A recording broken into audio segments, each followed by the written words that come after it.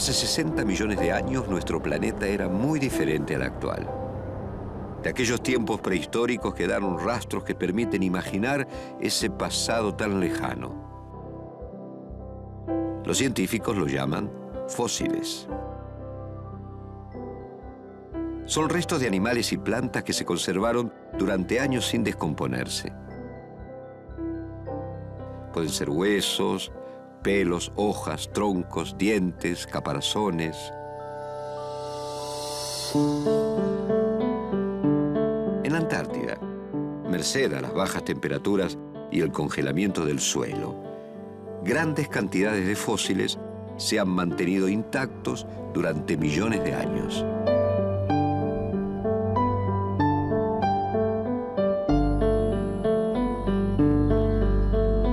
La Antártida es un continente con una capa de hielo encima que en el centro de la Antártida, en los polos, llega hasta tener unos 3.000 a 3.500 metros de espesor.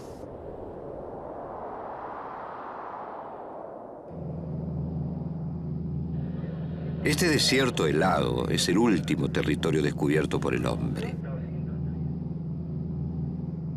Fue visto por primera vez hace apenas 200 años y todavía guarda muchos secretos.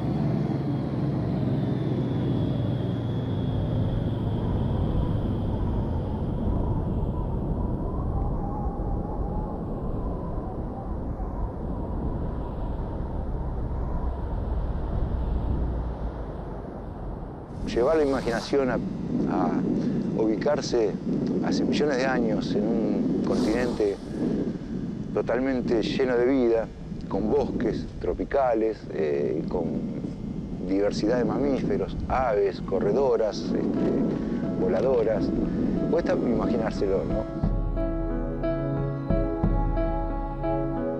Para desenterrar restos fósiles, un grupo de investigadores argentinos y norteamericanos excava el suelo congelado de la Antártida.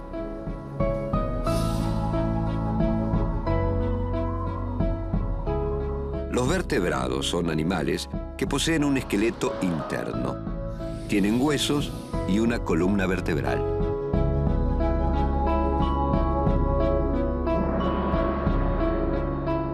Uno de los trabajos que estamos haciendo acá en la isla es recuperar un esqueleto de un reptil marino, un plesiosaurio, que prácticamente hace 60 millones de años que se extinguió.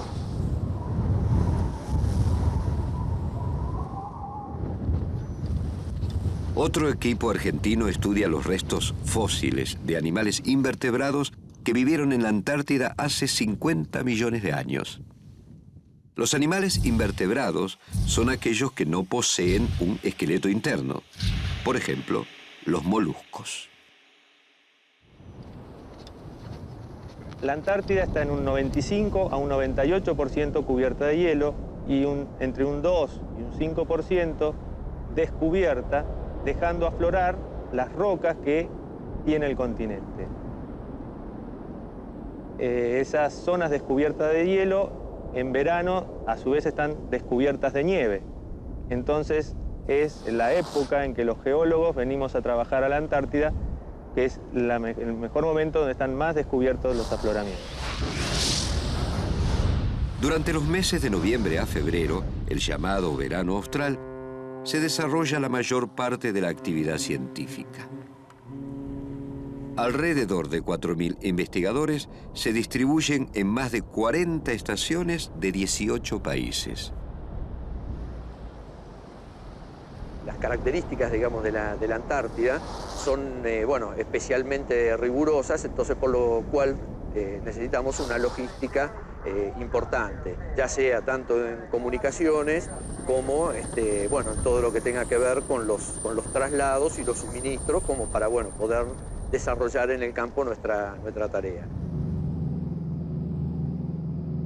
La base argentina Vicecomodoro Marambio se encuentra en la isla Seymour, a la que todos llaman Isla Marambio.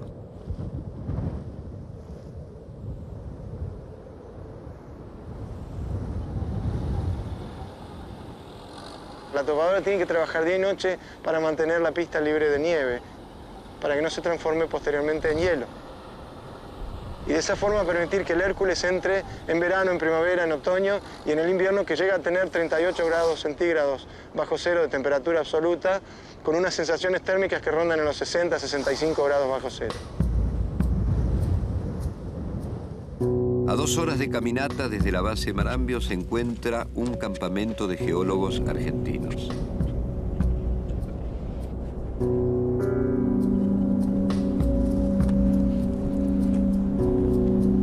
La finalidad de estudiar invertebrados fósiles es la de, entre otras cosas, conocer cómo era el ambiente, cuál es la edad de las capas que se están estudiando, cómo era la paleoecología de la región hace millones de años. En este caso particular, hace aproximadamente 40-45 millones de años antes del presente. Para realizar sus investigaciones viajaron hasta la meseta, una formación también conocida como el paraíso de los geólogos.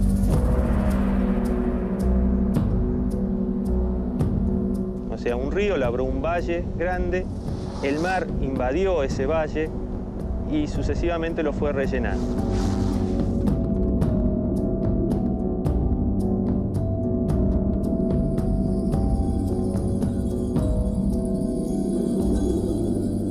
El relleno continuo de esos sedimentos es lo que forma hoy la formación La Meseta. La formación de la meseta tiene un especial interés porque representa un periodo fundamental en la historia del planeta, que es el Eoceno. Esto es entre hace aproximadamente 55 millones de años y 30 millones de años antes de 35 millones de años antes del presente. Allí el equipo de geólogos realiza estudios tafonómicos. Esto nos puede dar indicio también de la energía que tenía el medio que depositó las capas de coquinas. Vemos si hay ejemplares todos adultos, miles de adultos.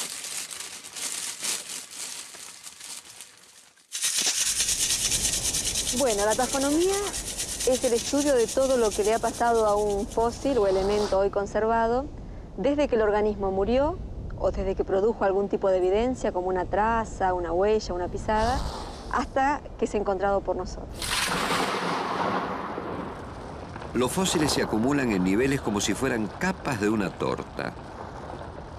Las concentraciones de fósiles o coquinas son un muestrario de restos apilados por la acción del tiempo y dejan ver los cambios climáticos y ambientales que ocurrieron en la zona. Nosotros trabajamos en depósitos esencialmente marinos o marino-marginales y este es un lugar ideal para hacer este tipo de estudios por la preservación que tienen los niveles, los fósiles y la excelente exposición, porque por el clima de Antártida, al no haber vegetación, los niveles o las capas están perfectamente limpios como para ser estudiados en detalle. Otro campamento está ubicado en la isla Vega, a 65 kilómetros de la base Marambio.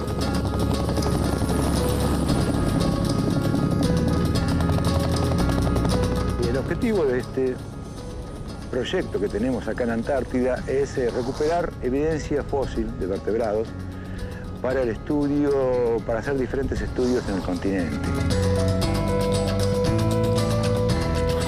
Este grupo de científicos trabaja en la recuperación de los restos fósiles de un plesiosaurio.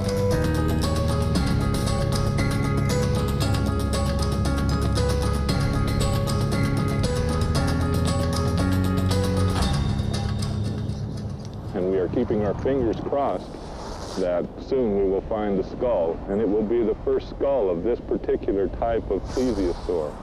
So with our technology and ability, we were able to come and help him and provide some of the materials and equipment to allow him to excavate in permafrost.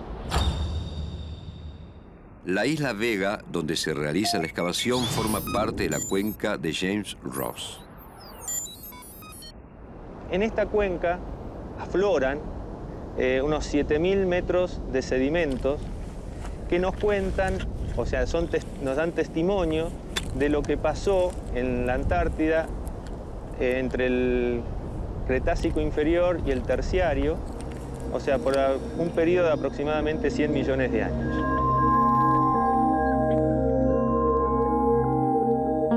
En esta cuenca se lleva a cabo el 80% de la actividad geológica antártica. Esos sedimentos los podemos comparar como las páginas de un libro. Las rocas sedimentarias, ustedes pueden ver que tienen capas, una capa sobre otra, y esas capas son como las hojas de ese libro, donde las palabras y las letras de esas hojas son las estructuras que uno observa, los fósiles que encuentra. Entonces, interpretando esas estructuras y fósiles, uno puede determinar cómo fue el ambiente de sedimentación, cómo era la vida que había en ese momento, cómo era el clima en los momentos en que se depositaron esas rocas. En el período Cretácico, hace 100 millones de años, los dinosaurios habitaban la Tierra.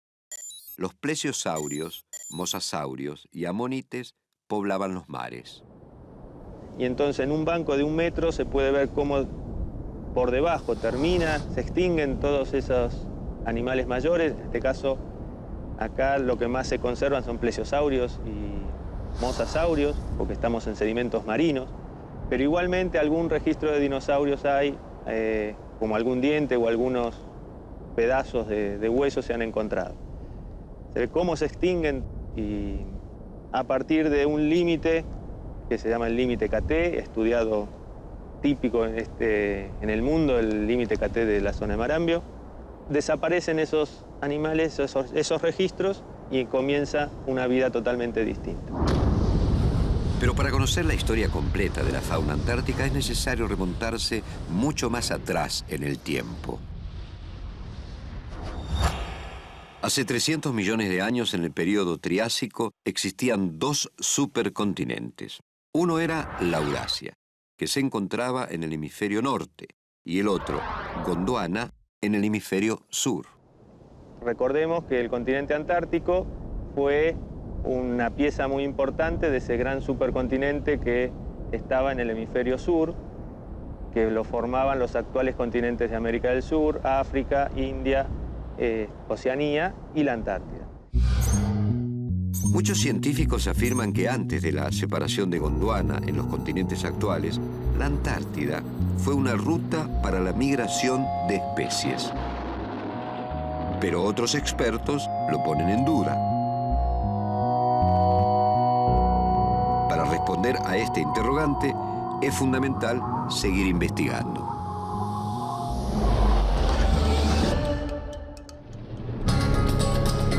En el campamento de Isla Vega, una tormenta complica la búsqueda de los restos del plesiosaurio. La actividad debe terminar antes de lo previsto.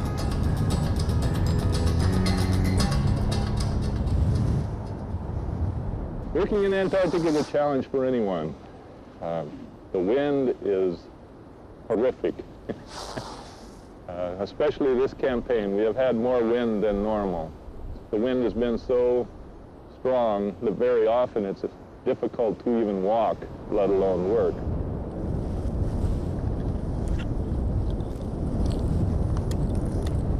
El clima acá es preponderante. Se puede trabajar nada más que en días soleados, como hoy, o se puede trabajar en días cuando está despejado de nieve.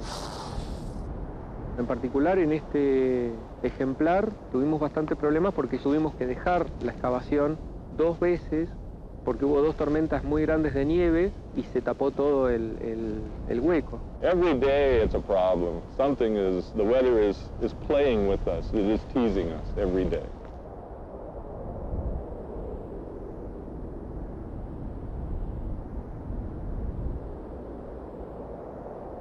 Todos estos grupos en los que nosotros trabajamos están aislados, pasamos entre 1 y 2 meses solos, entonces el contacto radial a las 10 de la noche en la ronda, que nosotros la llamamos la curulla, es en donde salen todos los campamentos de científicos y bueno, contamos las novedades, damos un informe de cómo está yendo, digamos, nuestro trabajo. Tambucho, acá Palio, cambio. Palio, acá Tambucho, cambio. Hola Marcos, ¿cómo anda todo por ahí? ¿Cambio? Muy bien, ¿ustedes qué novedades tienen, en cambio? Todo bien, hoy pudimos trabajar poco tiempo porque nos sorprendió una tormenta. ¿Cambió? Según el pronóstico meteorológico, al día siguiente el clima será más favorable. Ok, muchas gracias y buenas noches. Cambio y fuera. Cambio y fuera. En este momento nosotros estamos prácticamente trabajando en el cuello del animal, en la zona de toda cervical. Y hoy, digamos, estamos finalizando ese trabajo y tratando de recuperar lo que es más importante, que es el cráneo. And these animals had very long necks. And in fact, the Loch Ness Monster of mythology is the prototype, is the plesiosaur. En el caso de este fósil en particular, bueno, es difícil la extracción porque tiene mucho hielo, está en un suelo que es congelado, un suelo activo, que se llama permafrost. En el verano se descongela un poco y en invierno se vuelve a congelar.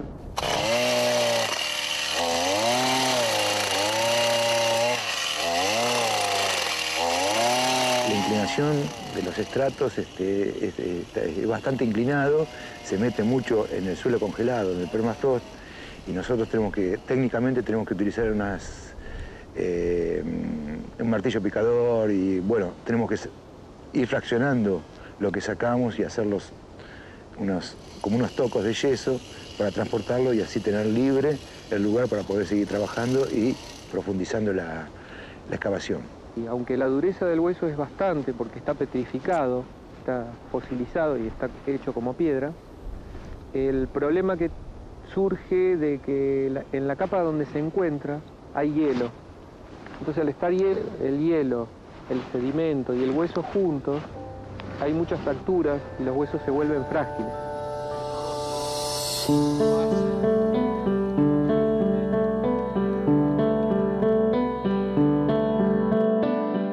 Para la protección de las piezas fósiles se prepara un envoltorio de yeso.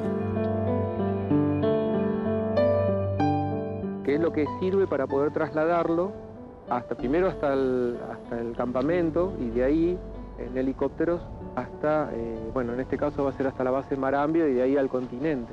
Eso a través de unas cuadrículas que hacemos y dibujos y reconstrucciones con las fotos, nos vamos dando cuenta cómo estaban puestas y después podemos en el laboratorio o para la exhibición posterior, podemos reconstruir cómo era que estaba el animal en el campo. El animal cuando murió, lo hizo, se fue al fondo, quedó, digamos, por lo que nosotros podemos interpretar de la posición, quedó boca abajo, con las aletas o las paletas abiertas. Hemos encontrado otros indicios de que ha sido predado en algún momento por tiburones, por lo menos 2 clases de tiburones distintas, y también hemos encontrado muchos nautiloides adosados a la carcasa del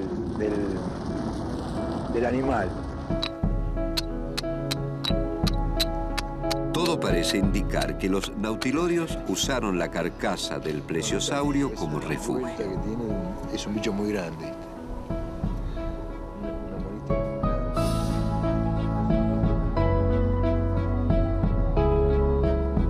Estos nautiloides eran unos moluscos muy grandes y no eran para nada, no vivían en sustratos fijos. Lo que nosotros encontramos ahí fueron una cantidad de más o menos de 10 individuos adosados, no incrustados en nada, adosados entre el costillar del animal. Junto con los restos del plesiosaurio se encontró un canto rodado denominado gastrolito. Los reptiles marinos tragaban estas piedras que mantenían en el estómago y los ayudaban a flotar en mar abierto. Y acá convivieron, en estos mares del Cretácico, convivieron con otros reptiles marinos también, completamente adaptados a la vida marina, que eran los mosasaurios, que eran mucho más predadores, más carnívoros, y que nosotros acá en Cabo Lam hemos encontrado, al menos, según los especialistas, al menos 5 diferentes mosasaurios que vivieron acá, de diferentes tamaños. Ahora, con respecto al tamaño de este plesiosaurio en particular, nosotros creemos que pudo haber tenido entre 8 y 10 metros.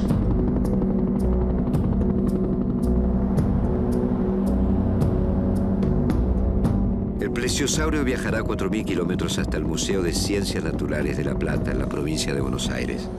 Allí será conservado para su estudio y exhibición.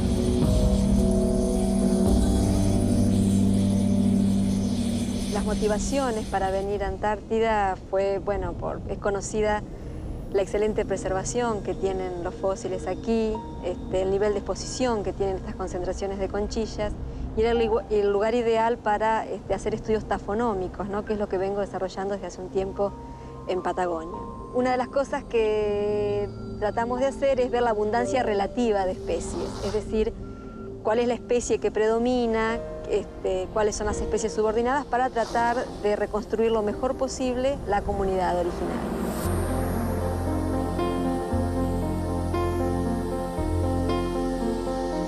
Para saber cómo se distribuyen las distintas especies de moluscos, los geólogos utilizan instrumentos a los que llaman cuadratas. Para ver las especies que predominan y la cantidad de especies que hay, hacemos una cuadrata, tiramos una cuadrata, en este caso de 50 centímetros por 50 centímetros, al azar, y contamos cuántos individuos hay de cada especie.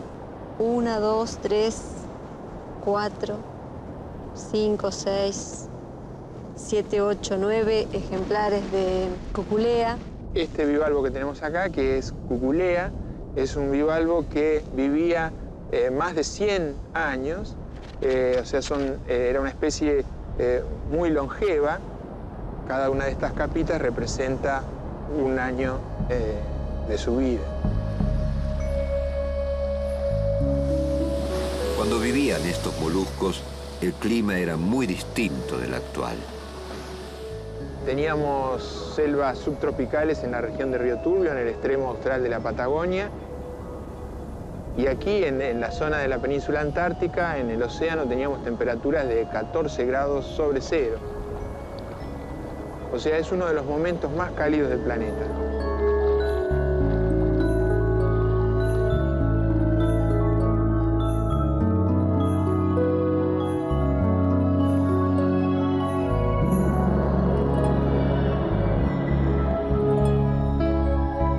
Venir a Antártida, digamos, es toda una experiencia en muchos aspectos, no solo en el aspecto profesional, sino también en el aspecto humano. Our relationship has been fantastic.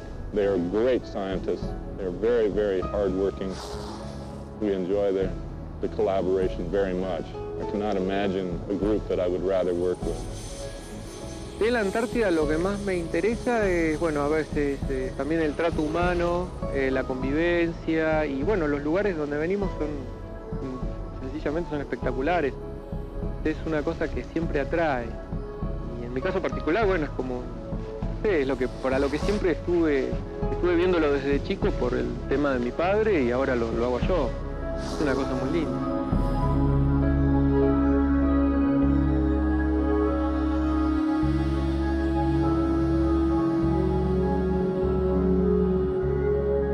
Hace 130 millones de años, la Antártida formó parte del antiguo supercontinente Gondwana, junto con América del Sur, África, India, Madagascar y Oceanía.